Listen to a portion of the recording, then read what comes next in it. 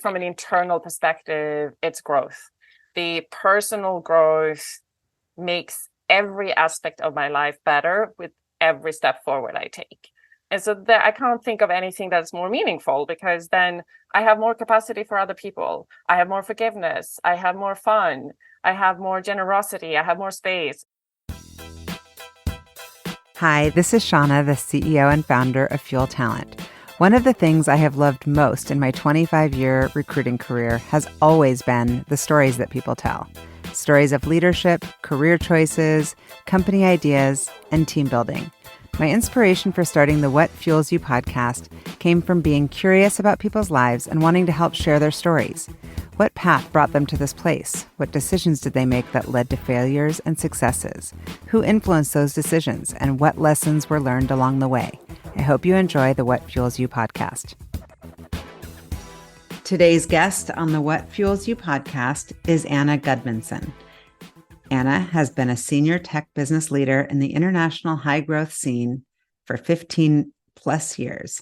Her present-day focus is on transformational technologies which impact the world in a significant positive way, while also having a strong commercial viability.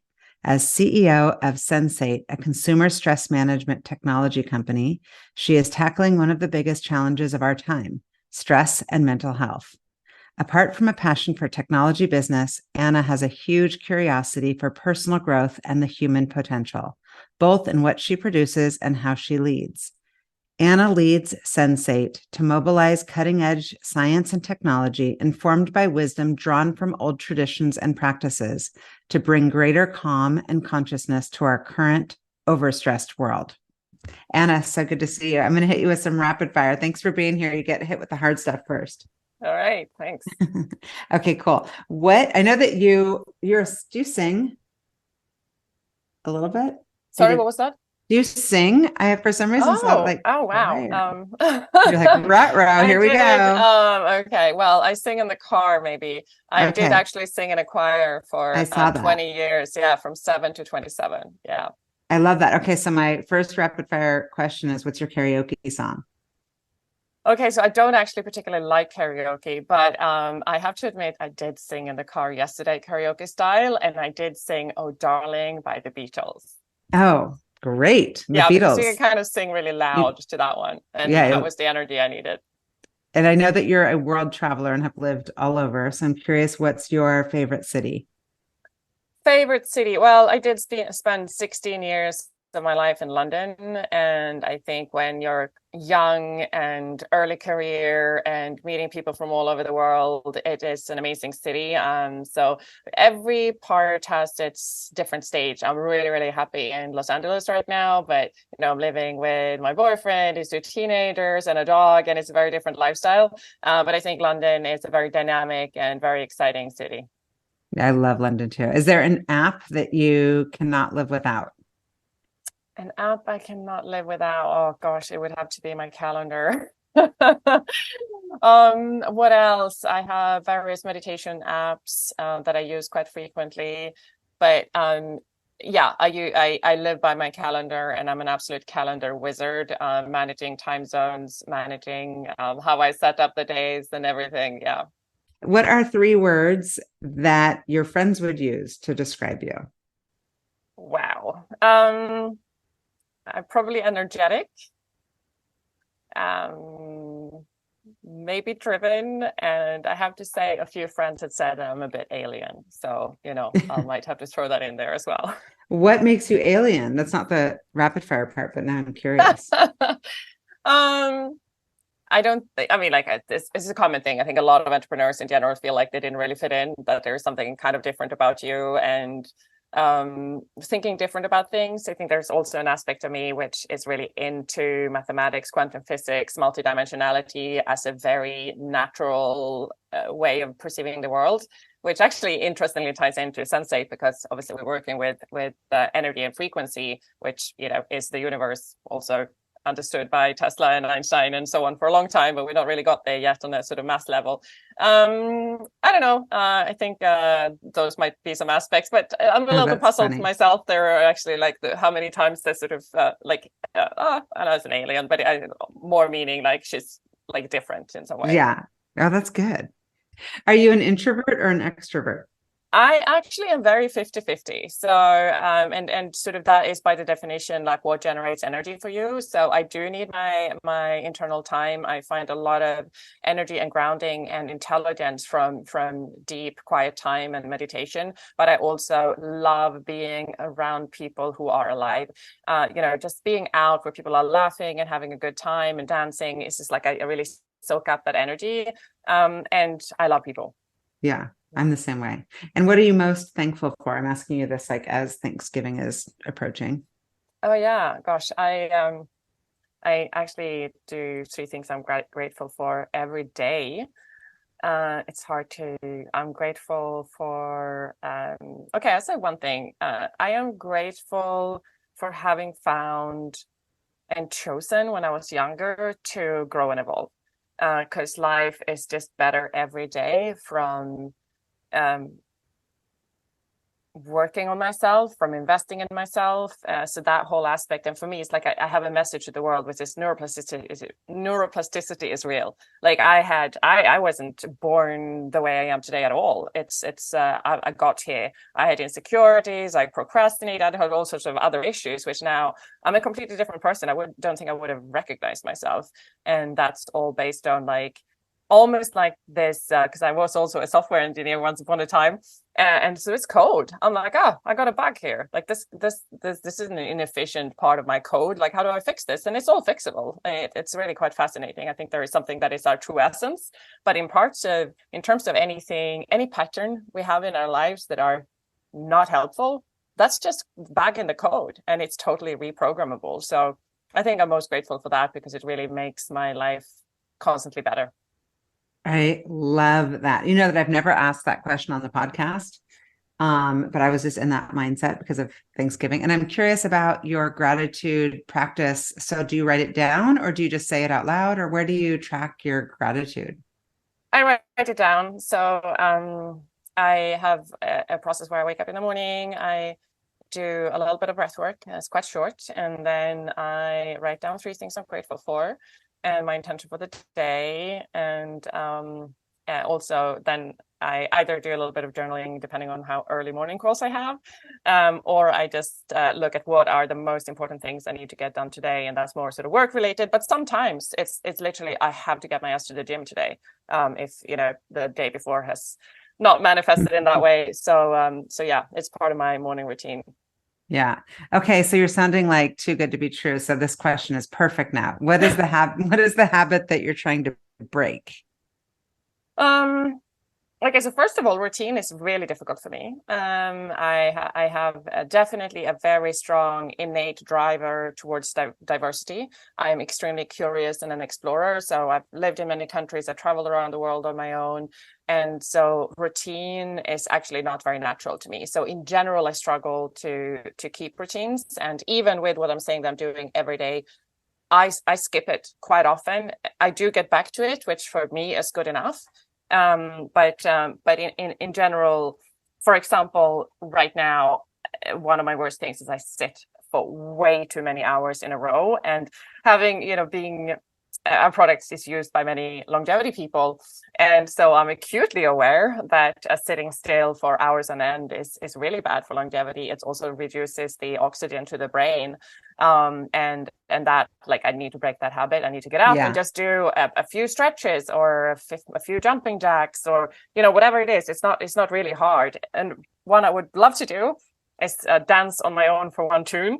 I think that is a practice that provides extreme amount of longevity. Actually, that it's proven that with music and dancing, it's one of the best practices. So it's not just, and it also from a creativity perspective and the brain.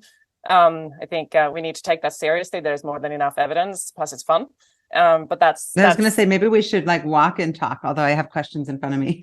I would remember them though. I just want to get to know you better because I love talking to leaders in general, especially female leaders. And I also love the product. I'm really into wellness. I have a lot of things I follow and listen to. Of course, if you actually like do them is a whole other part of it. Half of it is just doing them.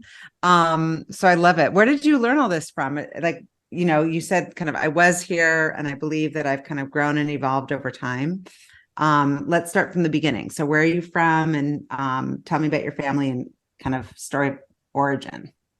Right. Yeah. So I was born in the north of Sweden.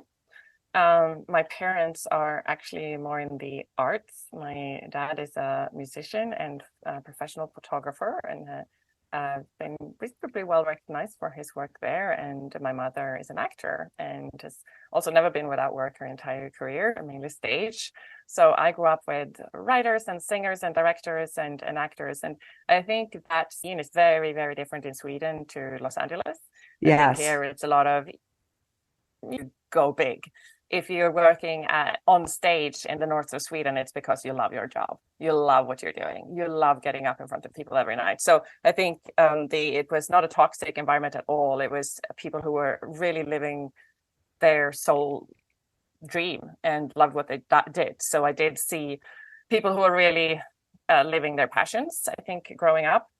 I also spent an extended time in Africa as a child with my mother. It was a very forming experience. I had the opportunity to stay for extended times in a village on the countryside in Africa and really experience what almost like the origins of human life was about, where there was no crime, first of all. Everyone is looked after. There is no exclusion, bullying, like any of those things. There's a sense of village, a lot of clapping down, drumming, dancing, which obviously is extremely good for the nervous system. We're now learning the science behind all of this. And also just the experience of being in such a different environment and knowing from the core of my bones that we're all the same.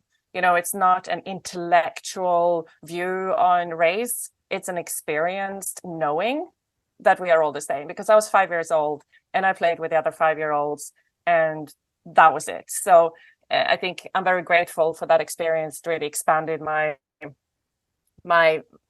views and my understandings, but also just a sense of belonging with everyone. We're really all the same. So that's was That extremely. message is so important right now. I mean, and the world is just so fractured, Yes. and Yeah. it's terribly sad and depressing. And I Yeah. love that message. So outside of your parents, who sound like they were, extremely influential and formidable in your upbringing, did you have teachers or mentors or people who were kind of cheering you on? So I have actually not been blessed with that many mentors in my life. And I have to ask, because I mean, like even my parents and people around, like, where does this come from? Because I definitely had some internal drive. And I bought the first computer to the family when I was in school. They auctioned, old computers from the university in the city where I grew up, and I went and bought a computer. So I was always very interested in technology and always what's new and happening. So throughout my life now, I can see a thread that I was always drawn to exploring new macro trends, and that definitely is a thread. And I went on to then study maths and physics and computer science and a lot of those things, as well as business and organization. But that definitely, that exploration and interest I've just always had, and some kind of natural attraction to math and technology. And I think also growing up in the north of Sweden, I didn't feel like I can't do that because I'm a girl. So I feel very grateful for that as well, that, there weren't too strong gender roles implied on me, and that I had the freedom to kind of just pursue what I wanted. But I think there are still external values. For example, I was also very talented in music and art. And for me, I think I kind of stopped doing all those things. I stopped I was playing all the instruments and everything because I didn't see it was valuable for my career. And obviously now I wish I would have continued playing some of the instruments and have that, because it gives so much joy. And again, it is actually good for your health. It's good for a lot of different. 100%. Well, you're dancing, you're listening to music and dancing. So that's good. You're scratching that itch in that way. But I get it. I totally agree. I'm like, why did we quit? No, I didn't play a lot of instruments, but I think all of us took music lessons of some sort at some point. That's great. So tell me, you grew up there, and you said a small town. Are you still in touch with your friends from growing up? And I guess when they see your life, are they like, oh yeah, of course that's what she's doing? Or is that a surprise? What would they have thought you would have been doing? Yeah, so I'm in touch with a few, mainly from high school, and actually quite a bit. Like we have a group on Signal, and it's pretty active. So I'm still with just a few of the really good friends, and also blessed to have had really good both sort of friends, male and female friends. So really good buddies from that time. I think that they are not particularly surprised. They're definitely not surprised that I moved abroad and that I'm doing something more challenging and brave and didn't just go into a sort of 9 to 5. I think no one's surprised about that. I think uh, there were some people that thought that I would be a politician or some kind of famous for something. So those are kind of things that, I remember people saying when I was high school, which at that point I had no idea. I had didn't even consider it. I was just, what's the one next thing? And that was learning French in France, which I did right after high school. So I think probably not super surprised. Yeah. And where did you end up attending college and what did you end up studying? I'm always curious how people make those decisions. It feels like such a big choice. Yeah, it's interesting. So first of all, right after high school, the one subject I sucked at high school was French. So I'm like, damn it, I spent all this time, I'm going to learn French. So it's very common in Sweden. It's, I think, more common than not that people take a gap year after high school before they go to university. Some people just travel, some people go and work, like just pick apples in Australia or like random things, but just get some life experience before you start university. I chose to go to Dijon in Bourgogne and study French. So I studied French the first semester and studied in French the second semester. So learned French there, and then I sort of did more of the IT, and then I actually got a master's degree in science of IT engineering. And so that was in the 90s that I started, and it was a very exploding industry at that time. And again, going back to my thread, and even the master's degree in science of IT engineering was only, I think, 2 or 3 years old. Before that, you did have computer science, but and I think there are two aspects. It was definitely partly passion driven. I do love those subjects, but then it was also something that I could envision a career in and doing something useful in. What would the career have been? And looking back, was it necessary to get a master's, or is that just kind of the natural next thing? We are sort of an arty but also academic family, so I think studying was always a natural thing. University is free in Sweden for Swedish people, so I didn't depend on getting a massive student loan like over here. And you even get a small student loan just to sustain yourself while you're studying. So it really means that it doesn't matter what family you're from, you can go to university in Sweden if you want to. So it was quite natural to do that. The degree was really put together to be the leaders of the IT industry in Scandinavia. So Ericsson, Nokia, Skype, all these companies that came out of there in the 90s and onwards. And in a way, I've ended up working in exponential technology fields, not in, well, I worked in large companies as well. It was actually at Alcatel, Lucent Technologies originally back in the day, but otherwise done a lot of early stage as well, and sort of very new markets. And so tell me, what school was it, and how did you choose? Like, what were you looking at? Because in the US, it's like, I've got a kid in college and one that's about to go to college, and every family has their, limits and approaches and attitudes about it. Who was guiding you through all of that? I think I did not have an enormous amount of guidance, actually. With these decisions, I've just been very confident. Like I've known, and same thing when I moved to London. It was never, why is this good for my career? It's like, I'm moving to London and I moved to London. So that is, I can't tell you why, but those things that just sort of really had some kind of internal drive. But what I did look at, there was actually one degree, which was industrial design, which was at the university in the city where I grew up. And that one was really interesting to me, but I did not want to stay in my own city. Yeah, you where wanted my to parents travel and were. explore. Yes, so Uppsala University is over 600-year university in Sweden. Is where Carl von Linnaeus also went and so on. So it's in a city called Uppsala. It's I think fourth biggest city in Sweden, just north of Stockholm. And so it's an old, very good university, and this degree was new. So it was really exciting to me with all these new subjects, and at the same time, it's an amazing student life because the university has been in the city for so long. All the buildings are at the center of the city, and there's a lot of traditions and so on. And I had an absolutely amazing time there. There is also, I think it's about 30,000 students and a lot of international students and researchers. So it's like the culture is amazing. Yeah, that sounds super cool. I love learning about different countries and just the education systems. And I didn't realize it was free. That just when I hear these things, I just got back from Canada from this like women's retreat, and we had this big discussion about maternity leave, and I didn't know theirs was 18 months. And of course, we're like 3 months, like barely scratching. It's Yeah. just every country is so different. Yeah. Yeah. No, It's on that kind of topic, fascinating. also in Sweden, that there is maternity and paternity leave, Yeah, or and you like I guess can't just hand parental it leave. over Yeah. because all of a sudden that shifts everything because it's totally natural for a dad to stay at home as well. And then all these issues that are women's issues just become issues that need to get resolved. And so I think those kind of incentives actually are really important Oh, to so shift some of the important. problems I see over here. 100%, Yeah. 100%. So I loved watching kind of the pattern of your career, and seeing kind of the journey that brought you to Sensate. But I'm curious about the earliest days, right out of college. Like, what was your first job out of school, and what direction were you going at that point? Mm.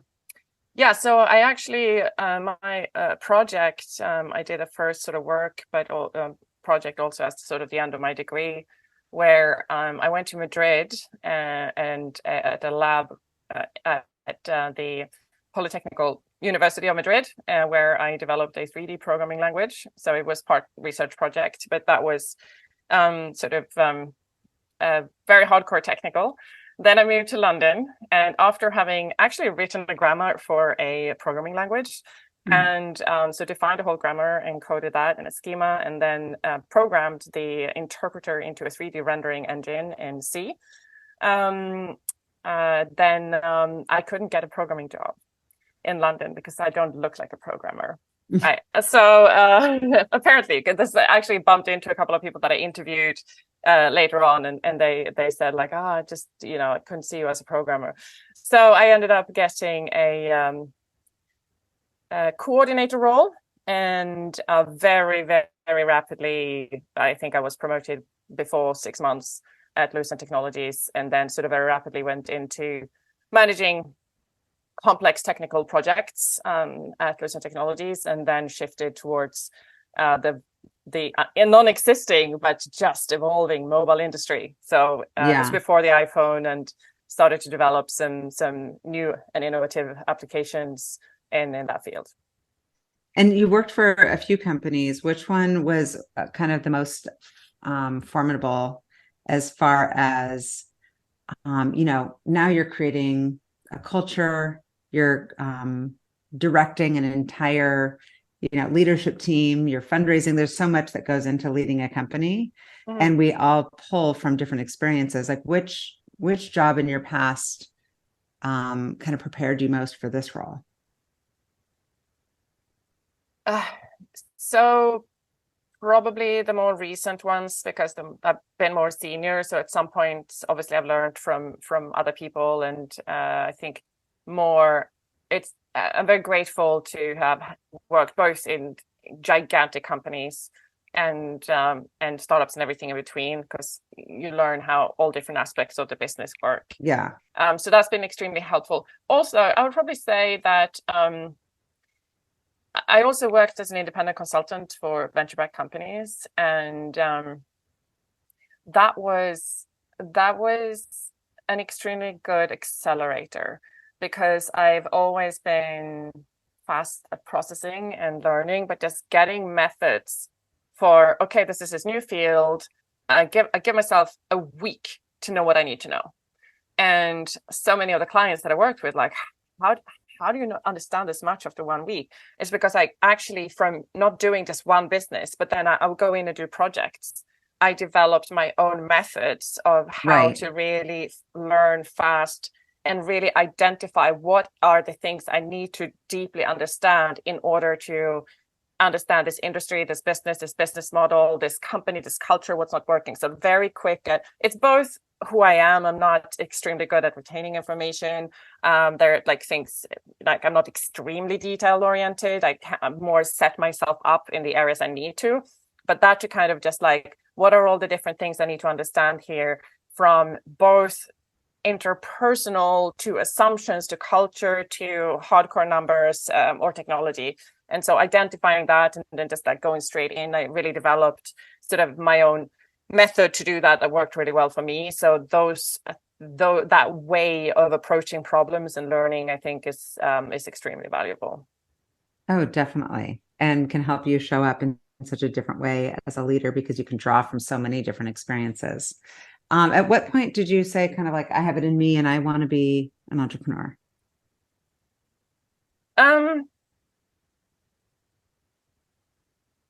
I don't know that there ever was a point. I kind of more like slipped into it. Same thing as in general, managing people has kind of just happened. I've not particularly sorted it, but it's just kind of happened. So I see it as very natural based on who I am, and my extreme drive for exploring, pioneering, seeing what's next, and macro trends and all of that. It's very natural that I would have ended up here. But it was never a decision. I think like those kind of decisions, I want to be an entrepreneur, have more to do with identity. Who do I want to be? And for me, it never came from that. It's just such of a natural place for me to land based on my interests. And I mean, to be honest, like the consulting suited me well as well, because like I got to just like fed so much learning, so much growth in so little time. I think what doesn't suit me is doing the same thing year on end. That doesn't suit my personality. Too mundane. Yeah, totally. So tell me about Sensate. Like how did you come up with the name? And tell me about your co-founder, Stefan. How did you meet? Yeah, so name precedes me. So Stefan Schmelik, wonderful human being, was the founder of the New Medicine Group in Harley Street, London. So very prominent and leading integrated healthcare clinic.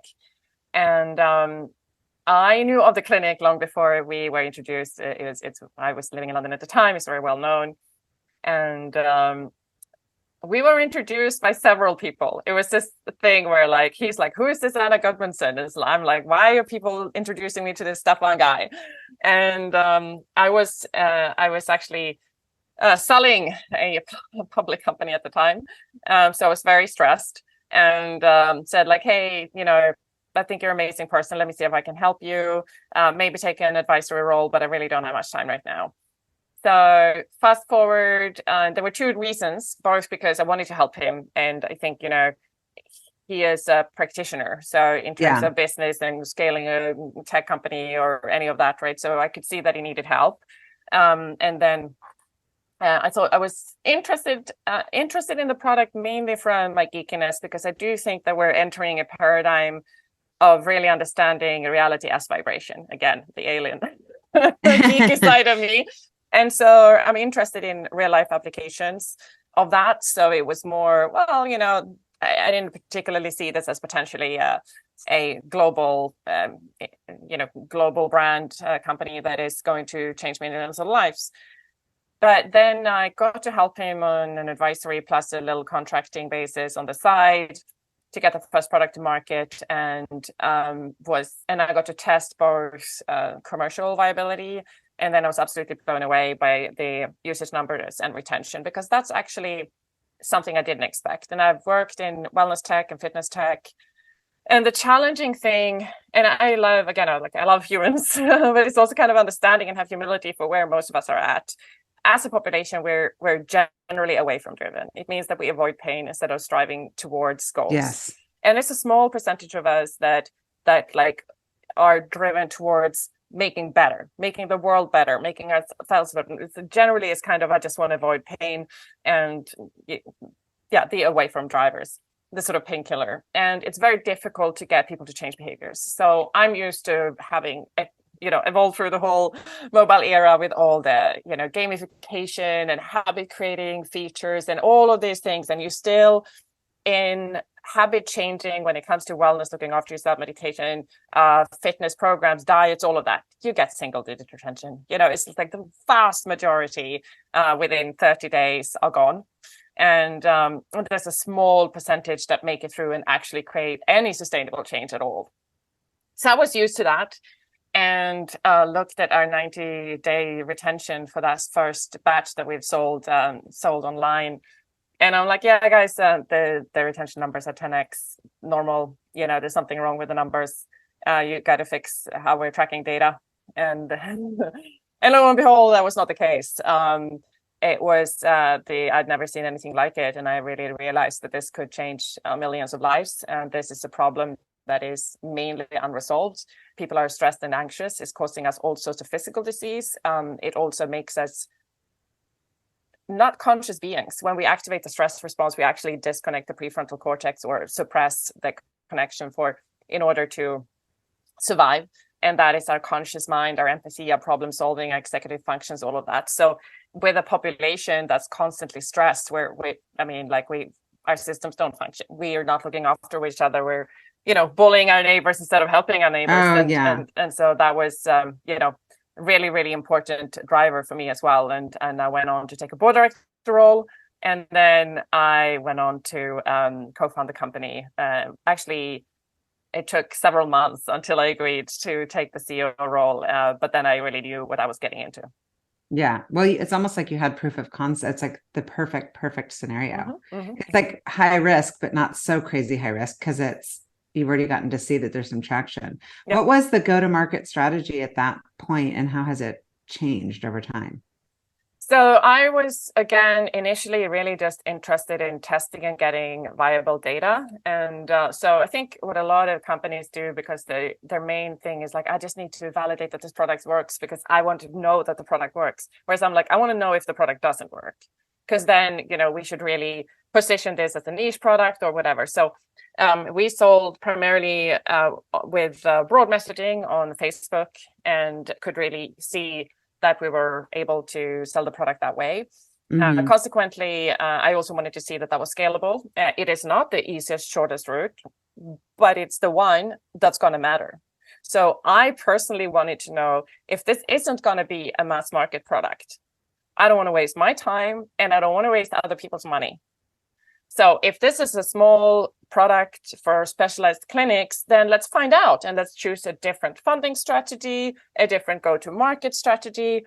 But I want to know, is this going to save us from stress and anxiety? So I'm going to test the hard route. But then actually we've been really successful in that. So we have done a lot of paid search, paid social, but now we also start to have a lot of partners. And we're on a whole bunch of online retailers. We sell direct on our website, but we also do have a whole bunch of smaller practitioners and clinics that are using the product in combination with other interventions. And that it goes anything from a cancer clinic using it to IBS to whatnot. And the common denominator there is it's extremely hard to heal from almost anything if we can't calm the autonomic nervous system. If we continuously activate the stress response, we suppress the immune system.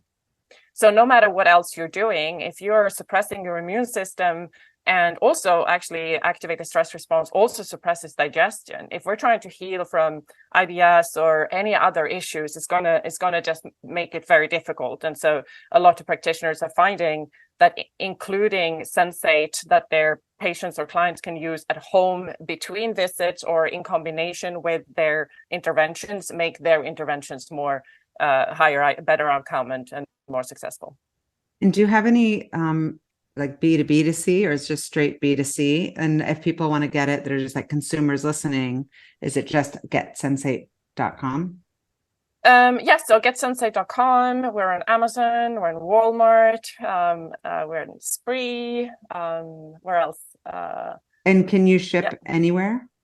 We ship to a lot of countries. And again, that's actually been the strategy, that we try to ship to as many places as possible. If it doesn't work because of customs or it doesn't get there and so on, we close down those countries. But we're taking the approach of, if people are finding us and want to buy it, let's allow that, so we can serve as many as possible. But we're, from a marketing perspective, US is our largest market and really the prime focus for our marketing. UK is also pretty big, but we do try to deliver product to as many countries as we can.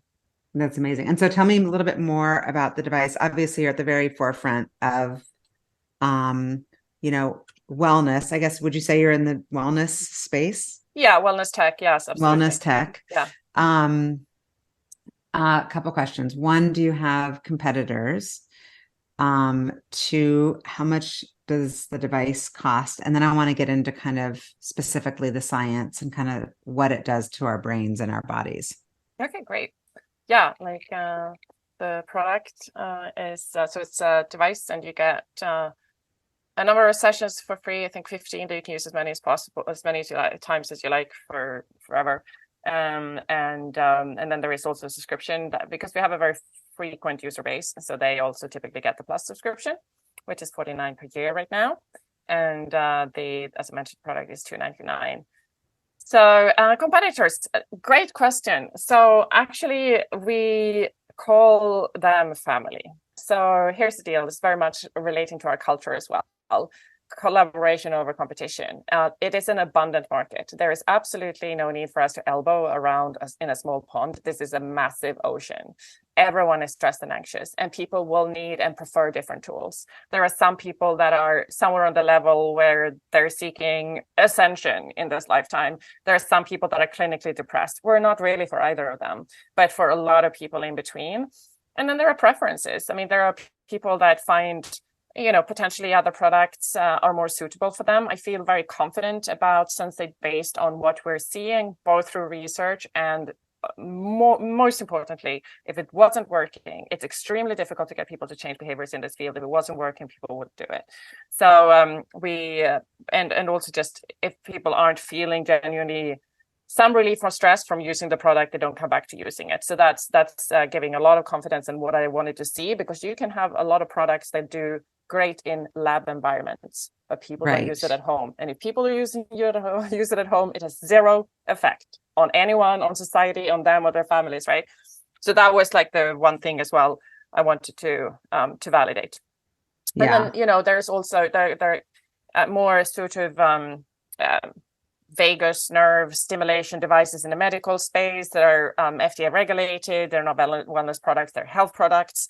It's not really competition. And then we have a whole bunch of biohack products as well. Happy Apollo, what did we, a Muse band, this is like a lot of different products that I see often complementary. Like we have people that have a Muse band and send us their readings, but I think there's something about the simplicity of Sensate and that it really works for people. And I think it's because we're tapping into something that the body does anyway, and that we've done for thousands of years, which is getting low frequency vibration into the chest area. The reason we in yoga is to tone the vagus nerve. That's what it's for. So, like this is not new. We're just activating something that is natural to the body. Infrasonic waves is like cat purrs infrasonic waves. So it's like buying your own cat purr device for humans, love that. Right? Well, yeah, like, or when you just, that feeling of, complete relaxation, comfort, ease, and kind of almost going into a completely different state. So how does the science of it work? So you place the little pebble on your sternum, the chest bone, and you put on your own headphones. And then you just open the app, turn on the Sensate pebble, and it connects automatically, and you start a session in the app. What then happens is that you'll hear sound, it's like music, coming through the ears, and you will actually feel the purr. But this is infrasonic waves. It's not vibration like in a vibrator or something like that. It's infrasonic waves, but you'll feel them. And some people feel it like really vibrating through the whole body. For some people, it's not, but it does go through your body, because that's the magic of sonic waves. It's energy that travels through matter. So what's also interesting is, and so again, it's kind of like alming, right? The vagus nerve. Now, we're doing this with the hypothesis of toning the vagus nerve because, again, that's what the tradition is for. But we haven't put a test where we've put a little device onto the vagus nerve and showed that that's what's happening. But like, I think everyone knows that that's how things work. Right. But anyway, not making claims. Yeah. But again, we've been doing this for thousands of years. And I think like a lot of people recognize that as a sort of no-brainer. But anyway, we have the infrasonic frequencies in the chest area and the sound, and they're also harmonized. And so again, going back to now, we look at things like cymatics, we look at the patterns, and also I've studied signal processing, and just like what happens with like when you send signals in and frequencies in harmony and or dissonance, right? And you can look at that on a cellular level. We know, for example, from Harvard medicine using ultrasound, which is also sonic waves, but how heart cells self-organize into beautiful patterns based on what frequencies you set. And so this is like in a way just opening up a whole bunch of things that were already there. And the body is built, the chest area is already built to create resonance. That's obviously what opera singers use to create projection. And with arming, we have to learn to get the frequency down into the chest. So we get this, and I've done it in group for an hour and really practicing to get the vibration into the chest area, and you feel euphoric. It's like also I literally cannot wait to try it. So are you targeting I guess all ages, all genders? Absolutely. And it's been very deliberate. I think it would have been disappointing to me if we had tested and found out that like white yoga women were the best group, because that would have been very boring. And I'm saying that because I'm one of them. But I don't care about my own demographic. It was like, no, I wanted this to be much wider and be really applicable, and also be applicable for people that don't already have these practices. If you already know how to meditate and you're doing yoga, you have some way to self-regulate.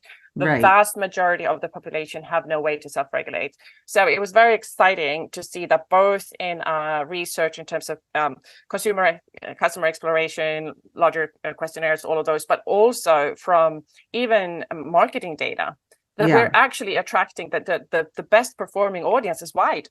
So we are really reaching people of genders, ages. We skew slightly older on consumer tech, so we're not attracting so many teenagers, but we have a lot of teenagers that are using it because their parents bought it for them. So I think it's more about like the purchase decisions and price and things like that.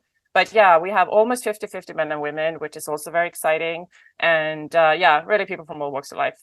I think you could like positively impact. This is really a game-changing product because you could change like so many things, addiction and obesity. Like think about people when they're all the stress and all of the diseases that are linked to high cortisol. Yeah. No, stress is a killer for sure. I think we know that's sitting still and stress. There are a lot of things, but that's it is absolutely crucially important. So I think I lost my thread. That's okay. That's okay. Well, I was asking more about like why people would have returned it, and you're just saying like in the beginning it was more the kind of product issues. But now that you've kind of solved those, are there people who just say, really great product, I just am not disciplined enough to do it every day, or I kind of stare at it but don't actually do it? Yeah. So covered like, okay, onboarding needs to be better. Some people don't actually understand how to use it and send it back. Not that many, but it happens. We need to fix that. And then if people have actually tried and used it, they typically don't return it, because if it worked for them when they had stress, and then they're 2 weeks, they have no stress, that's fine. What we're finding is that just knowing that I have something at home that will help me when I feel stressed is a huge value. And so what's very important from a selling perspective, and what you were talking about here with all these different gadgets, everyone in marketing knows the difference between a painkiller and a vitamin. And exactly. So this is mainly a painkiller, right? Yes. But it's also a vitamin. So we also had the longevity people, the entrepreneurs, the all the optimizers, health optimizers, biohackers, all of that, they use the product for optimize, and they will have this thing, I need to remember to use my Sensate, because they're actually not stressed. Whereas the vast majority of our users use it because they really need it. And that is actually the core of our users. Now, you and I, of course, we have stress, we might feel anxious sometimes, and sleep, whatnot. So the use case you were talking about is my use case, and it's not what I recommend, but it's literally how do I get more work done in a day, which is not what I recommend for people. But I hit a wall in the afternoons, and that's where Yeah, it's just crazy. easy. Yeah, it's easy to grab another coffee or 100%. or whatnot. So and then or some sugar, what is it? And I've really learned that a Sensei session is the thing that works for me. If I sleep, I lose too much time, and for again, like if I actually fall asleep, I'm gone. And That's me. That's exactly me. And I can't meditate because, no surprise, I'm in the middle of my workday. I have so many follow-ups, threads, processes going in my head. I'm not able to get into a meditative state if I have a half an hour break. So in that half an hour, instead I do a Sensate session. If I'm sleep deprived, I will sit with the lanyard. If I'm not sleep deprived, I will lie down. I have my favorite sessions that are a forest and sunrise are the ones that I personally do when I don't want to fall asleep, and they're both like just 10 minutes. And it's almost so like, is it music? Yes, it's the sessions. They are between 10 and 30 minutes, and you can choose whichever one you want. And how many options are there? So there are 15 free, and then I don't know how many are in the Plus subscription at this point, probably 30 or something. Yeah.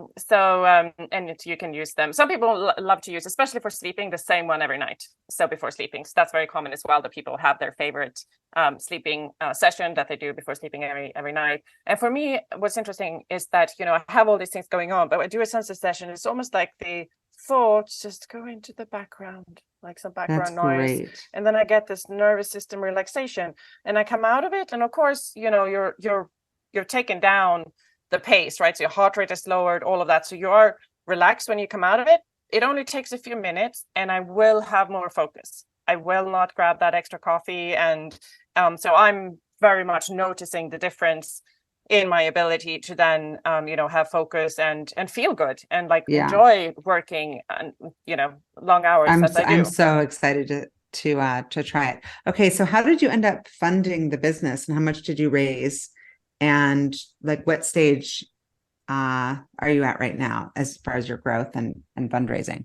Yeah, so we're just closing a round. If there are any conscious entrepreneurs and people are interested in this field, I would love to talk. And prior to this round, we've only raised a total of 6.4 million, and that's with over 13 million in total revenues to date. So the ratio, which is a great ratio to have 1-to-1, we actually have 2-to-1 in terms of twice as much in revenues than we raised to date. So we've been able to turn that investment into a lot of traction, a lot of revenues. We will finish this round and do the last required to get to profit as a scale round next, and then any futures would be strategic, any acquisitions or anything like that. But we're actually getting there. That's exciting. And so, do you have patents on the technology? Yes, we do. We have granted patents. There's a couple of regions we're still pending, which covers the whole. The harmonization, the synchronization, the device on the chest area, and also actually a couple of future features. That's amazing. And so I also read that I'm kind of bouncing around here, but that's how my brain works, and I think that's how yours works too. So this is good.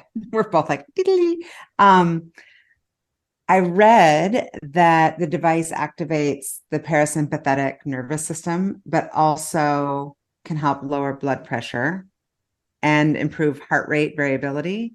And so for people, is there anyone that shouldn't use this? Like if you do have high blood pressure or you have had a stroke or something, are you not a potential customer, or can anyone use it?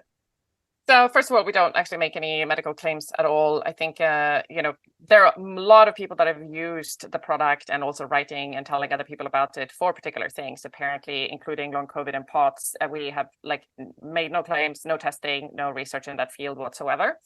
And also we always recommend, check with your doctor. There's also an aspect where this is, infrasonic waves, subaudible frequencies. Even Bach actually has composed some of his cathedral music with subaudible frequencies. So some of the big organs have subaudible frequencies because you get this sense of awe when you're sitting in church and you feel like you've been totally touched by higher spirits. Yes. And that's infrasonic waves. So it's very natural to the body. So it's hard to see that it would have any negative effects. My co-founder Stefan will note down any effects that anyone ever reports, but there's no consistency. So obviously, when you do come into your body, which is so important in order to reduce stress and anxiety, and it's something that I think we should be very careful as well as we start developing a lot of AR and VR, that actually the route to healing is coming into our bodies, not getting out of our bodies.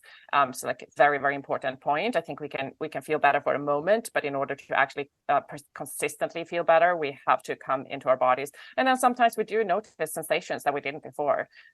So those can also be reasons that people would report something, but extremely low percentage of reported of any negative features or consequence whatsoever. Yeah, well, it's such an incredibly dynamic and exciting time, and the field seems like it's completely booming. Where do you see the industry going? And I guess just the role of technology as far as improving mental health. Yes, I think where we're at today, technology has to play a role. There is no healthcare system on the planet that can on its own pay for and handle all the anxiety and stress that we're seeing. And it is causing so much physical illness and disease.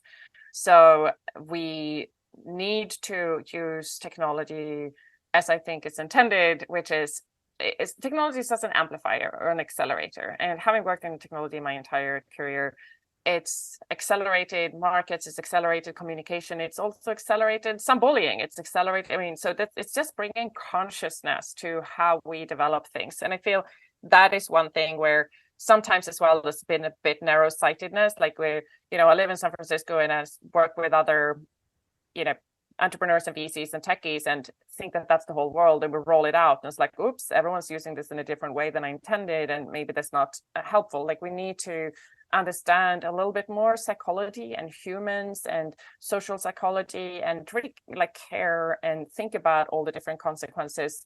And there's always going to be impact of various sorts. But for me, I'm very passionate about technology, and I think it's absolutely possible to use it for good.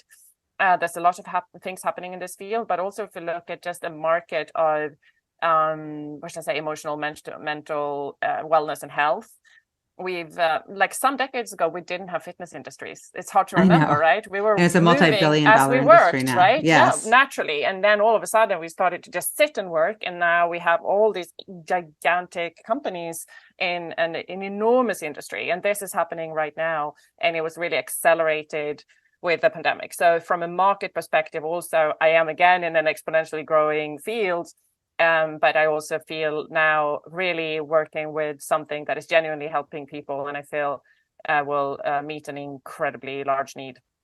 Yeah, there's going to be a huge demand. So tell me just a couple of questions about the actual company.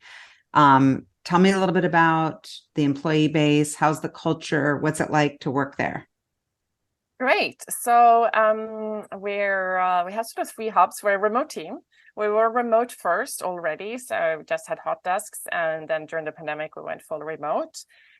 We complement that with a lot of deliberate connection. So we start all our all hands with short breathwork or meditation together. We do share very vulnerably. We have I think there's this, I've had comments as well, even from contractors that work with us, which is like, I feel touched by working with you guys, and just the sort of the humanness. And I think, collaboration is a very important topic of ours. Also transparency. We have a very flat and collaborative culture. And again, I don't see or call myself a leader. I am just one of the cogs or one of the nodes in a network. Like we all have different roles and we fill different purposes. And also we're not a secret services organization. So I think the risks to be over transparent are, not are not big enough to not then share a lot of information so that we all can collaborate. It's not controlling, it's as little gatekeeping as possible. I think we also strive to have diversity in our team in terms of all aspects, way of thinking, etc. And I actually encourage debating. I think it's also something that I find, having lived in 6 countries in the US, that they're a little afraid of debating, a little afraid of having different opinions, Well, And especially West Coast is even more so. Okay, yeah. So I find that is extremely important. That's how you get things to improve, and to then not take it personally. It's just like, yeah, let's like really drill into this. Like, okay, yeah, and we learn from that. So when that when people feel safe that, okay, I can have a different opinion and we can, see things in a different way, and I get heard, and then as a team we made this connection, then it doesn't become threatening anymore. It's not about okay, I think different and therefore I'm less worthy in the team. So I think those are things that are very important. We have a US hub as a headquarter. We have an R&D little R&D hub in Europe in terms of CTO and my co-founder, a couple of other people, and then we have an amazing team as well in Argentina. So those are sort of 3 main hubs. And how big is the company right now? Like, how many people do you have, and where are you going as far as growth, and also kind of just overall, where do you see the company going?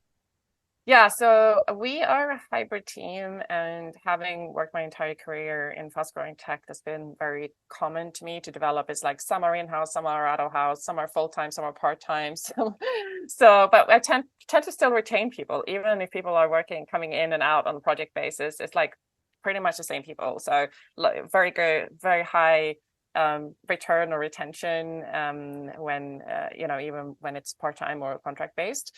Where are about so with 17 people, and again, it's like, how do I count? Like, where do I cut off? You see what I mean? Because some you've got contractors and part-time people, and this is so that's okay. incredible, though. Yeah. That's a small team for the impact that you've had. Thank you.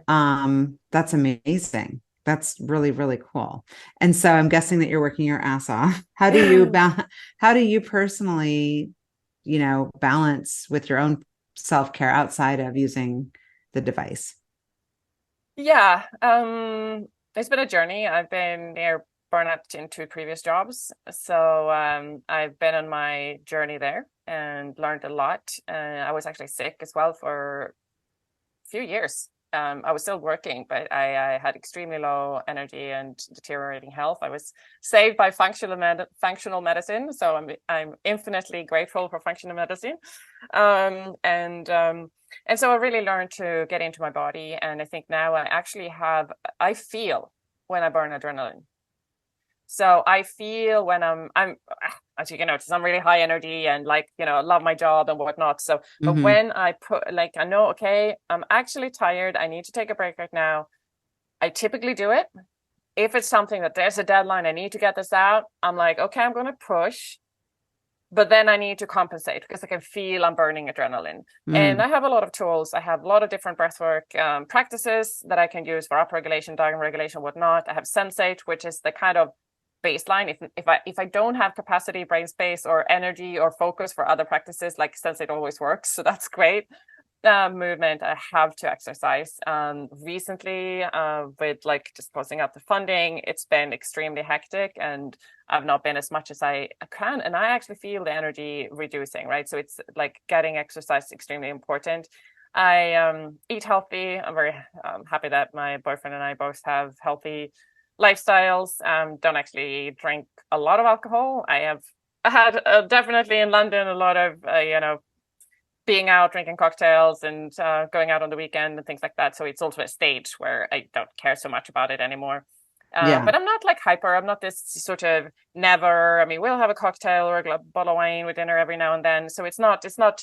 I don't feel like nothing's it's too rigid. Yeah. No, it's just a level of self-care that also have come from actually going through being sick and healing and really valuing my body and sensing into the signals and being attentive to what my body needs and what I need. And the one thing I sometimes forget is play. And that is also an important part of life. And like, it's great for people to have small kids or dogs or animals, like they force you to play. But like, Yes. I have to kind of remind myself, we have a dog, but I don't take a huge amount to play No, with but a dog. I was just Yeah. listening to something and I can't, what was it? I think it might have been Mel Robbins' podcast. Mm. Do you listen to Mel Robbins' podcast? I haven't. I'm gonna do it now. I Oh, know okay. her very Write that up, well, put that on but your list. it's not on my it's not on my She's amazing. subscription. Great, But yeah. she talked a lot about play Mm. on one of her podcasts. And it is so true because especially when you're running a business, you're just in like execution and drive Yeah, mode a yeah. lot. And it's kind of like, move out of my way. I'm trying to go to a place, a destination versus kind of the journey and the blah, blah, that makes sense. Yeah. So we'll just And it's blast our important for music and we can think efficiency. of each other and Yeah, have no, a but dance party. exactly. But there are the two sides, right? It's like, because you also need to have the luck and the flow and Yes. the inspiration, and like, where do thoughts come from? We have to ask ourselves. I'm sitting at my desk and something goes, I should call that person. If I'm just in a lockdown, rigid, working, banging out, I don't hear that. I don't hear that Totally. they'll like, oh, you should reach out to this person. So play and space and meditation optimizes that which actually gives access to a bigger intelligence. Yes. Whether And that is our full, creativity for yeah, sure.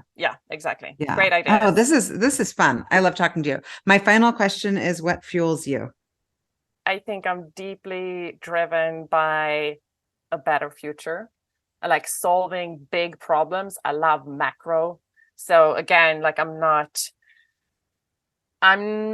so much a grassroots person. Like, I'm really like, I want to solve big macro problems, and I would be a person that could take on an audacious 10-year type of goal if that was the thing. So, and then from an internal perspective, it's growth. The personal growth makes every aspect of my life better with every step forward I take. And so I can't think of anything that's more meaningful, because then I have more capacity for other people. I have more forgiveness. I have more fun. I have more generosity. I have more space. So it's like that the growth and that what I'm doing actually leaves a better world behind. And it's not for legacy. I don't need a stone or a building with my name on it. It's totally innately driven. Just knowing, when I die at the age of 120, that I feel good about it, Thank you for listening to the What Fuels You podcast. Be sure to subscribe, rate, and review on iTunes, Google Podcasts, or Spotify, and follow us on social media to keep up with the latest news and episodes. You can also contact us at podcast@fueltalent.com to provide feedback, ask questions, and share topics or guests you would like us to cover in the future.